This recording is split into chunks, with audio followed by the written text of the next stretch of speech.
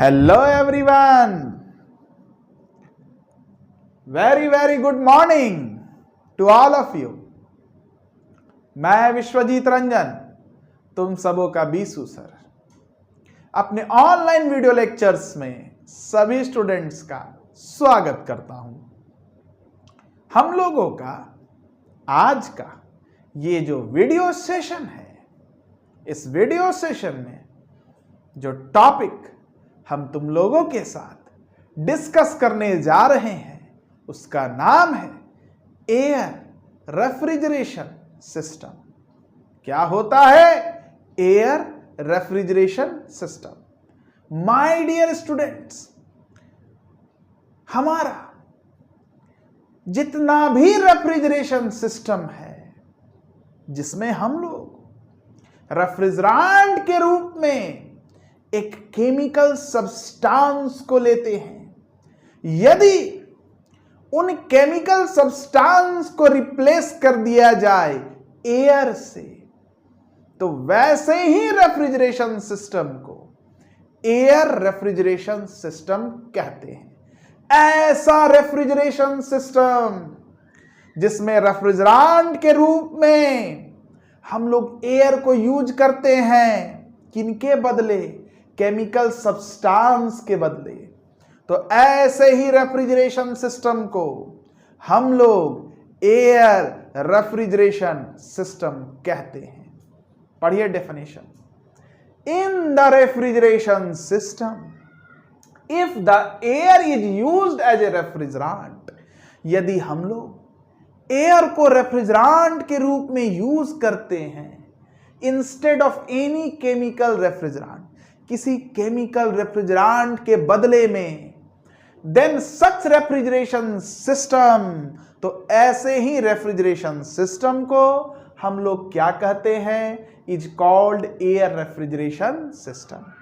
ऐसा refrigeration system my dear students जिसमें हम लोग एयर को एज ए रेफ्रिजरेंट यूज कर रहे हैं, किसके बदले में? केमिकल सब्सटेंस के बदले में। तो ऐसे ही रेफ्रिजरेशन सिस्टम को हम लोग एयर रेफ्रिजरेशन सिस्टम कहते हैं। एयर रेफ्रिजरेशन सिस्टम जिस थर्मोडायनेमिक साइकिल पर वर्क करता है वह एक काल्पनिक साइकिल होता है जिसका नाम है रिवर्स कार्नोट साइकिल। ये एक हाइपोथेटिकल साइकिल है, ये काल्पनिक साइकिल है। प्रैक्टिकल में इस पर कुछ नहीं हो सकता है। It is based on reverse Carnot cycle, जो कि एक हाइपोथेटिकल साइकिल है। अब माय डियर स्टूडेंट्स, अगर कोई भी मशीन इस हाइपोथेटिकल साइकिल पर वर्क कर सकता है तो वो या तो हीट पंप हो सकता है और या नहीं तो रेफ्रिजरेटर हो सकता है। If any machine works on reverse Carnot cycle, then it can be either refrigerator, तो या तो वह रेफ्रिजरेटर हो सकता है और या नहीं तो वह हीट पंप हो सकता है। क्या होता है रेफ्रिजरेटर? क्या होता है heat pump? My dear students, refrigerator और हीट पंप को हम लोग आगे ब्लॉक डायग्राम से भी समझेंगे, लेकिन अभी कुछ बेसिक आइडिया हम आपको इन दोनों मशीन के बारे में दे देते हैं। माय डियर स्टूडेंट्स, दो चीज होता है, एक बॉडी जिससे हीट निकलता है रेफ्रिजरेशन में, और एक एटमॉस्फेयर जिसमें निकला हुआ हीट रिजेक्ट होता है। दो चीज है, एक बॉडी और एक एटमॉस्फेयर। रेफ्रिजरेशन में, रेफ्रिजरेटर के अंदर में क्या होता है? लो टेम्परेचर बॉडी से हीट निकलता है और हाई टेम्परेचर एटमॉस्फेयर में हीट रिजेक्ट हो जाता है। मतलब हीट का फ्लो कहां से कहां हो रहा है? लो टेम्परेचर बॉडी से हाई टेम्परेचर एटमॉस्फेयर में, लो टेम्परेचर से हाई टेम्परेचर में। रेफ्रिजरेटर में बॉडी से हीट निकलता है, बॉडी ठंडा हो जाता है। लेकिन हीट पंप में माय डियर स्टूडेंट्स क्या होता है? वहां भी दो चीज होता है, एक बॉडी और एक एटमॉस्फेयर। लेकिन वहां पर बॉडी हाई टेम्परेचर पर रहता है, रेफ्रिजरेटर में बॉडी लो टेम्परेचर पर रहता है, एटमॉस्फेयर हाई टेम्परेचर पर रहता है। हीट पंप में बॉडी हाई टेम्परेचर पर रहता है और एटमॉस्फेयर लो टेम्परेचर पर रहता है। हीट पंप में लो टेम्परेचर एटमॉस्फेयर से हीट निकलता है और हाई टेम्परेचर बॉडी में रिजेक्ट हो जाता है। मतलब यहां पर भी हीट का फ्लो लो टेम्परेचर एटमॉस्फेयर से हाई टेम्परेचर बॉडी में, मतलब लो टेम्परेचर से हाई टेम्परेचर की तरफ ही होता है। लेकिन हीट पंप में बॉडी में हीट का सप्लाई होता है, बॉडी गर्म होता है। रेफ्रिजरेटर में बॉडी से हीट को खींच के निकालते हैं, बॉडी को ठंडा करते हैं। माय डियर स्टूडेंट्स, रेफ्रिजरेटर की बात हो चाहे हीट पंप की बात हो, दोनों का वर्किंग प्रिंसिपल एक ही है। दोनों में हीट का फ्लो लो टेम्परेचर से हाई टेम्परेचर के तरफ ही होता है। बस फर्क क्या है, रेफ्रिजरेटर में बॉडी को ठंडा किया जाता है और हीट पंप में बॉडी को गर्म किया जाता है। कैसे होता है, मैकेनिज्म क्या है, इसको इन दोनों के ब्लॉक डायग्राम से हम लोग समझेंगे। और दोनों के कोएफिशिएंट ऑफ परफॉर्मेंस में एक रिलेशन भी है जिस पर हम लोग आगे चर्चा करेंगे। सबसे पहले इसके डेफिनेशन को समझिए। रेफ्रिजरेटर है क्या? ये एक मशीन है, ये एक डिवाइस है। It is a device which abstract heat from low temperature body. एक ऐसा डिवाइस है जो हीट को कहां से निकालता है? लो टेम्परेचर बॉडी से। कहां फेंकता है? And transfer the heat to high temperature atmosphere. और हाई टेम्परेचर एटमॉस्फेयर में हीट को फेंक देता है। हीट पंप क्या है? It is a device which abstract heat. Heat pump में हीट का एब्स्ट्रैक्शन करता है, हीट को खींच के निकालता है। कहां से? लो टेम्परेचर एटमॉस्फेयर से। And transfer heat to high temperature body, और हीट को हाई टेम्परेचर बॉडी में हीट ट्रांसफर कर देता है। माय डियर स्टूडेंट्स, नोट करके इस बात को लिखिए, हिंदी में लिखिए। रेफ्रिजरेटर और हीट पंप, रेफ्रिजरेटर और हीट पंप दोनों का वर्किंग प्रिंसिपल सेम है। दोनों हीट को कहां से?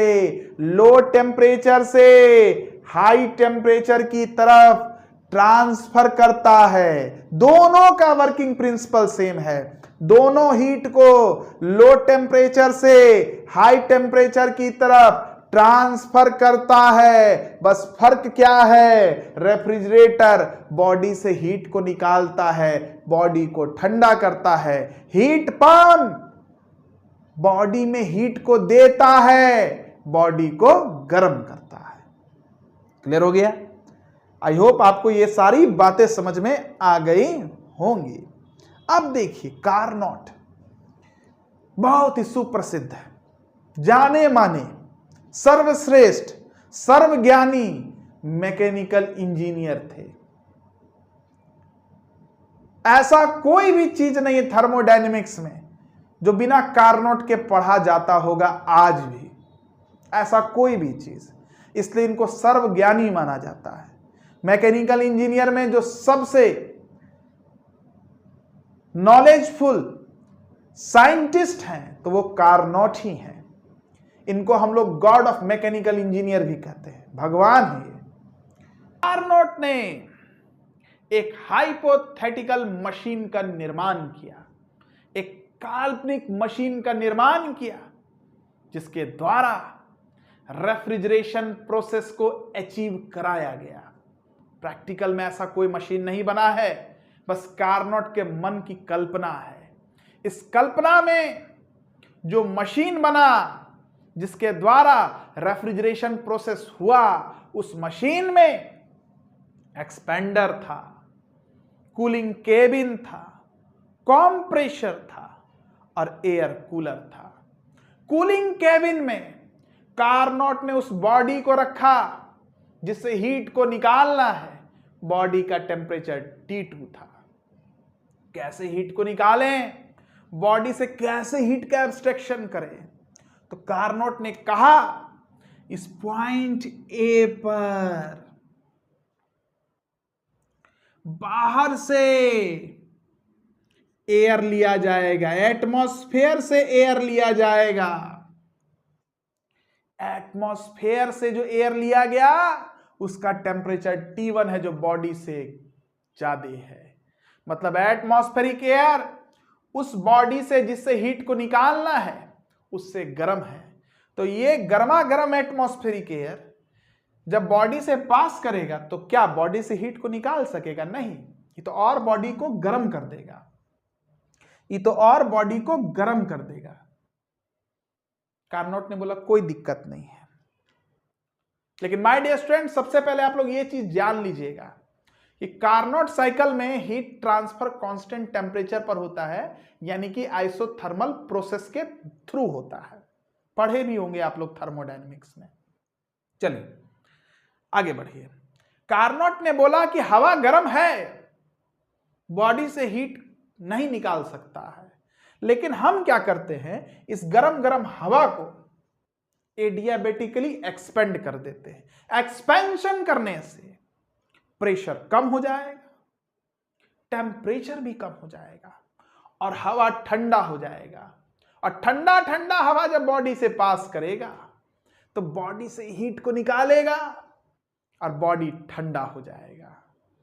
तो कार्नोट ने इस एयर को एडियाबेटिकली एक्सपेंड कराया। कार्नोट ने इस एयर को एडियाबेटिकली एक्सपेंड कराया एक्सपेंडर में, जिससे आपका जो हवा है वो ठंडा हो गया।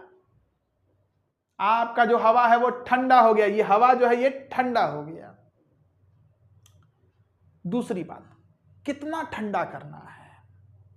तो कार्नोट ने इस एयर को जो एडियाबेटिकली एक्सपेंड कराया तब तक कराया जब तक इस एयर का टेम्परेचर बॉडी के टेम्परेचर के बराबर ना हो गया हो। कि कार्नोट का ये लिमिटेशन है कि हीट का जो ट्रांसफर होगा, हीट का जो ट्रांसफर होगा एटमॉस्फेयर और बॉडी के बीच में, वो समान टेम्परेचर पर ही होगा। कार्नोट का ये लिमिटेशन है, हीट का जो ट्रांसफर होगा एटमॉस्फेयर और बॉडी के बीच में, वो समान टेम्परेचर में होगा। इसीलिए कार्नोट ने जब इस एटमॉस्फेरिक एयर को एडियाबेटिकली एक्सपेंड कराया तो तब तक कराया जब तक इस एटमॉस्फेरिक एयर का टेम्परेचर बॉडी के टेम्परेचर के बराबर ना हो गया हो। अब ये जो ठंडा ठंडा हवा है एक्सपेंशन के बाद जब बॉडी से पास करेगा तो बॉडी से हीट को खींच के निकालेगा। आप कहिएगा क्या ऐसा हो सकता है? इसका भी टेम्परेचर T2, बॉडी का भी टेम्परेचर T2, सेम टेम्परेचर पर हीट ट्रांसफर हो सकता है? बिल्कुल, कार्नोट में तो यही होता है। कार्नोट में तो यही होता है। तो ये जो एटमॉस्फेरिक एयर है बॉडी से जैसे ही पास करेगा, दोनों का टेम्परेचर सेम है, फिर भी ये एटमॉस्फेरिक एयर धीरे धीरे, आइसोथर्मल प्रोसेस काफी धीरे होता है, धीरे धीरे बॉडी से हीट को निकालेगा। और जब बॉडी से हीट निकलेगा तो बॉडी ठंडा होने लगेगा, बॉडी ठंडा होने लगेगा। ये एटमॉस्फेरिक एयर जब बॉडी से हीट को निकालेगा धीरे धीरे, बॉडी ठंडा होगा। लेकिन क्या ये एयर गर्म होगा? नहीं, एयर गर्म नहीं होगा। क्यों? क्योंकि एयर जब बॉडी से हीट को निकालेगा तो ये आइसोथर्मल प्रोसेस के थ्रू निकाल रहा है, काफी धीमा धीमा निकाल रहा है। एयर का टेम्परेचर कांस्टेंट ही रहेगा। तो बोलिएगा आप कि सर बॉडी से जो हीट निकला, जो एयर में गया, एयर का टेम्परेचर नहीं बढ़ रहा है, तो वो हीट गया कहां? तो वो हीट जाएगा एयर के मॉलिक्यूल्स को दूर दूर करने में, जिससे क्या होगा, एयर का वॉल्यूम बढ़ेगा, एयर का इंट्रोपी बढ़ेगा, उसके अंदर में रैंडमनेस आएगा। तो ये एटमॉस्फेरिक एयर जब बॉडी से हीट निकालेगा धीरे धीरे आइसोथर्मल प्रोसेस के थ्रू, तो एटमॉस्फेरिक एयर का टेम्परेचर T2 ही रहेगा, कांस्टेंट ही रहेगा, जितना यहां है उतना ही रहेगा। तो वो हीट गया कहां, इस एटमॉस्फेरिक एयर का क्या बढ़ेगा, इंट्रोपी बढ़ेगा, S क्या बढ़ेगा, वॉल्यूम बढ़ेगा, टेम्परेचर नहीं बढ़ेगा। एटमॉस्फेरिक एयर का टेम्परेचर T2, यहां भी T2, मतलब कांस्टेंट टेम्परेचर पर ही बॉडी से क्या करेगा, हीट का एब्स्ट्रक्शन करेगा। क्लियर है? आई होप आपको क्लियर हो रहा होगा मेरा बात। अब ये एटमॉस्फेरिक एयर जिसका टेम्परेचर T2 है, जिसके पास बॉडी का खींचा हुआ हीट है, उसको कहां फेंकना है, सराउंडिंग में, जहां पर टेम्परेचर कितना है, T1 है, ज्यादा है। तो क्या लो टेम्परेचर एटमॉस्फेरिक एयर इस हाई टेम्परेचर सराउंडिंग में हीट ट्रांसफर कर सकता है क्या, नहीं। क्या करें, क्या करें, इस लो टेम्परेचर एटमॉस्फेरिक एयर को एडियाबेटिकली कंप्रेस कराइए। क्या होगा, कंप्रेशन से प्रेशर बढ़ेगा, टेम्परेचर बढ़ेगा, और इस एटमॉस्फेरिक एयर को तब तक कंप्रेस कराया जाएगा जब तक इस एटमॉस्फेरिक एयर का टेम्परेचर T1 के बराबर ना हो जाए। क्यों, ज्यादा भी हो जाएगा तो भी ट्रांसफर कर सकता है, लेकिन कार्नोट का लिमिटेशन है, कांस्टेंट टेम्परेचर पर ही हीट का ट्रांसफर हो सकता है। इसीलिए इस एटमॉस्फेरिक एयर को कंप्रेस कराते हैं, टेम्परेचर प्रेशर बढ़ाते, लेकिन तब तक जब तक इस एटमॉस्फेरिक एयर का टेम्परेचर सराउंडिंग के बराबर ना हो जाए। सराउंडिंग भी T1, एटमॉस्फेरिक एयर भी T1, दोनों का टेम्परेचर सेम है, तो कहेंगे कांस्टेंट टेम्परेचर पर है। अब यह एटमॉस्फेरिक एयर जाएगा एयर कूलर में। कहां जाएगा, एयर कूलर में, जहां पर इस एयर को ठंडा किया जाएगा, तभी तो नाम है एयर कूलर। जैसे ही एटमॉस्फेरिक एयर कूलर में गया, ये बॉडी से निकाला हुआ हीट को रिजेक्ट करेगा। यहां पर हीट का एब्स्ट्रैक्शन होगा QA, यहां पर हीट का रिजेक्शन होगा। एटमॉस्फेरिक एयर भी T1, सराउंडिंग एयर भी T1। क्या समान टेम्परेचर पर समान तापक्रम में हीट का ट्रांसफर हो सकता है? बिल्कुल, कार्नोट में हो सकता है, लेकिन काफी धीमा धीमा करना पड़ेगा, आइसोथर्मल प्रोसेस के थ्रू करना पड़ेगा। अब देखो, ये जो एटमॉस्फेरिक एयर है, अपना हीट जब इसको दे दिया धीरे धीरे, तो क्या इसका टेम्परेचर कम हो जाएगा? नहीं, इसका टेम्परेचर T1 ही रहेगा। तो मन में प्रश्न आएगा, क्योंकि धीमा धीमा देता है ना हीट, टेम्परेचर इसका कांस्टेंट ही रहता है, हीट ट्रांसफर के बाद भी टेम्परेचर T1 ही रहता है। तो आप बोलिएगा कि सर हीट दे रहा तो वो हीट गया कहां?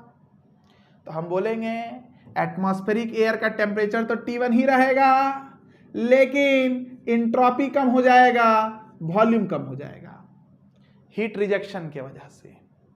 इसी तरीके से ये साइकिल चलता रहेगा। टेम्परेचर T1 है, गर्म है, बॉडी से एडियाबेटिकली एक्सपेंड कीजिए T2, बॉडी से हीट का एब्स्ट्रैक्शन होगा, कंप्रेस कीजिए, फिर यहां पर रिजेक्शन होगा। इसी तरीके से कार्नोट साइकिल के ऊपर में एयर रेफ्रिजरेशन प्रोसेस काम करने लगा। अब इसका पीवी डायग्राम देखिए। इसका पीवी डायग्राम हम बनाते हैं माय डियर स्टूडेंट्स, और आपको समझाते हैं। इसका पीवी डायग्राम हम बनाते हैं और आपको समझाते हैं। देखिए पीवी भी बना देते हैं और टीएस भी बना देते हैं। पी भी पॉइंट ए, ठीक है। क्या कर रहे हैं, ए टू बी क्या हो रहा है, एडियाबेटिकली एक्सपेंड हो रहा है। क्या हो रहा है, ए टू बी एडियाबेटिकली एक्सपेंड हो रहा है। एक्सपेंशन से क्या होता है, एक्सपेंशन से क्या होता है, प्रेशर कम, वॉल्यूम ज्यादा, यहां पर वॉल्यूम देखिए V1 है, VA है, यहां पर वॉल्यूम VB है।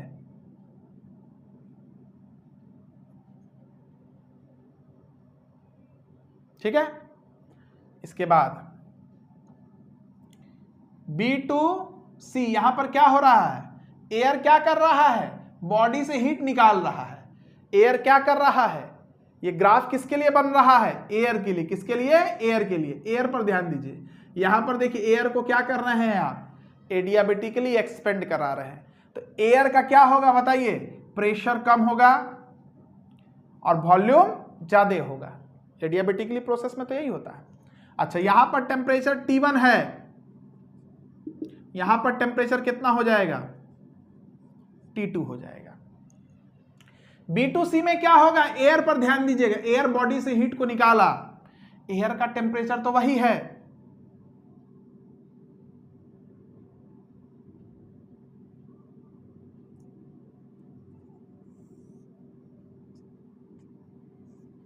B2C में देखिए एयर का टेम्परेचर वही है। तो एयर जो बॉडी से हीट को निकाला वो गया कहां, वो गया है एयर के वॉल्यूम को बढ़ाने में, एयर के इंट्रोपी को बढ़ाने में। क्लियर हो रहा है।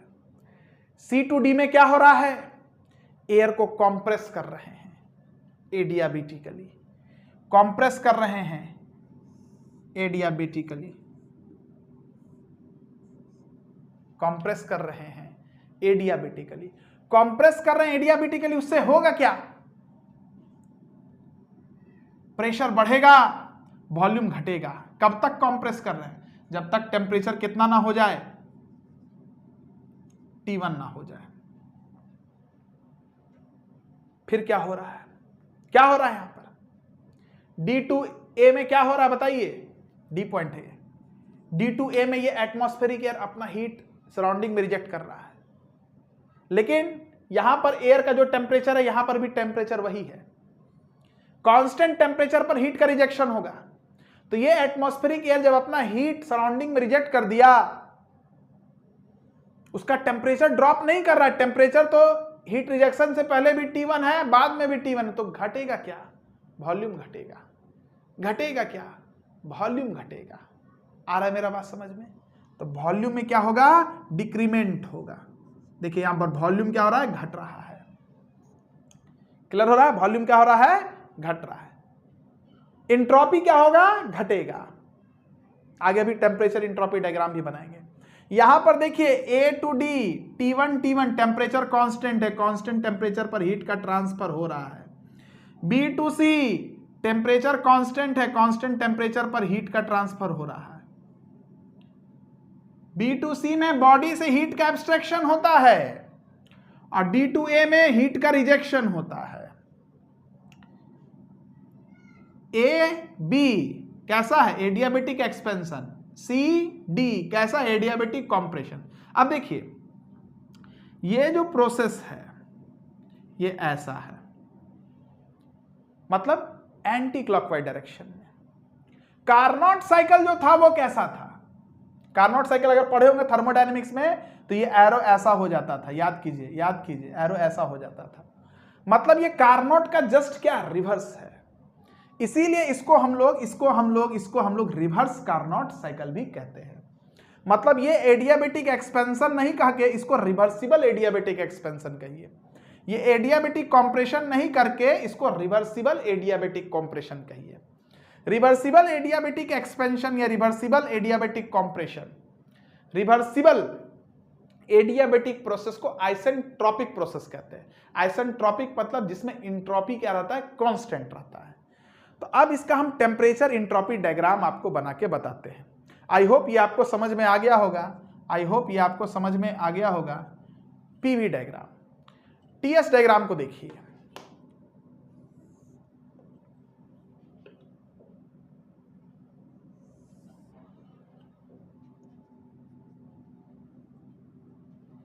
चलिए ए पॉइंट पर बोलिए टेम्परेचर कितना, T1। कहां पर, ए पॉइंट पर। ए से बी में क्या कर रहे हैं आप बताइए, तो ए से बी में क्या कर रहे हैं, एडियाबेटिकली एक्सपेंड कर रहा है, टेम्परेचर में ड्रॉप हो रहा है, और ये एडियाबेटिक प्रोसेस रिवर्सिबल है, मतलब आइसेंट्रोपिक है, इंट्रोपी कांस्टेंट रहेगा, टेम्परेचर में ड्रॉप आएगा। यहां पर टेम्परेचर T1 है, यहां पर टेम्परेचर T2 है, लेकिन यहां A टू B में जितना इंट्रोपी A का है वही इंट्रोपी B का भी है। B2C में बताइए क्या हो रहा है।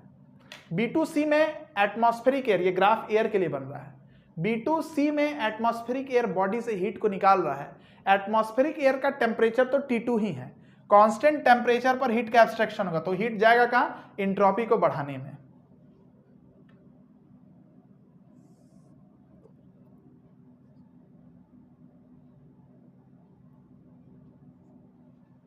एंट्रोपी को बढ़ाने में। B2C में देखिए टेम्परेचर एयर का कांस्टेंट है, एयर का टेम्परेचर जो है वो कांस्टेंट है, तो हीट का जो एब्स्ट्रैक्शन हो रहा है वो जा कर रहा है एंट्रोपी को बढ़ाने में। This is SC। C2D में क्या कर रहे हैं आप, C2D में क्या कर रहे हैं, एडियाबेटिकली कॉम्प्रेस कर रहे हैं, रिवर्सिबल एडियाबेटिक, मतलब आइसेंट्रोपिक प्रोसेस, और कॉम्प्रेस करने से क्या होगा, टेम्परेचर बढ़ेगा, और आइसेंट्रोपिक इसका मतलब एंट्रोपी कांस्टेंट रहेगा। तो C2D में इस एयर को कंप्रेस किया जाएगा तब तक जब तक टेम्परेचर T1 ना हो जाए, लेकिन एंट्रोपी जो रहेगा वो D के बराबर होगा, मतलब रिवर्सिबल कंप्रेशन, एडियाबेटिक कंप्रेशन होगा।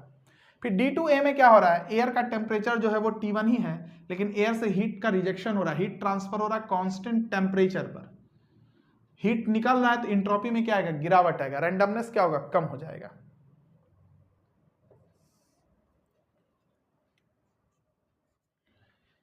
ये इसका टेम्परेचर एंट्रोपी डायग्राम हो गया। क्लियर है माय डियर स्टूडेंट्स।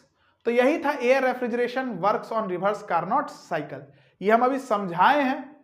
अगले वीडियो लेक्चर में इसका थ्योरी भी हम लिखाएंगे, A टू B में क्या हो रहा है, B से C में क्या हो रहा है, C से D में क्या हो रहा है, D से A में क्या हो रहा है। तब तक वीडियो को पॉज करके आप लोग नोट डाउन कर लिए। अभी हम समझाए हैं, इसको अभी हम एक बार और समझाएंगे, इसको अभी हम समझाए हैं, इसको एक बार हम लोग और समझेंगे, अच्छे से समझेंगे। तब तक के लिए, क्योंकि इसको समझना बहुत जरूरी है, यही तो बेसिक है, सार है, इसको समझ गए तो पूरा RAC क्लियर हो जाएगा। इसको हम लोग एक बार और समझेंगे। अभी बस हम बेसिक आइडिया दिए कि रिवर्स कार्नोट साइकिल होता क्या, कैसा मशीन कार्नोट सोचा था, कैसा कल्पना वो किया था, PV डायग्राम कैसा है, TS डायग्राम कैसा है। ठीक है, अब हर एक प्रोसेस को हम लोग डिटेल में लिखेंगे एग्जाम पॉइंट ऑफ व्यू से। इस वीडियो लेक्चर के लिए इतना ही रखते हैं। अगले वीडियो लेक्चर में इसके डिस्क्रिप्शन के साथ आएंगे, कोफिशिएंट ऑफ परफॉर्मेंस के बारे में जानेंगे, हीट पंप और रेफ्रिजरेटर के COP यानी कि कोफिशिएंट ऑफ परफॉर्मेंस में क्या रिलेशन है उसको देखेंगे। तब तक के लिए keep watching us, keep learning our content. जय मैकेनिकल।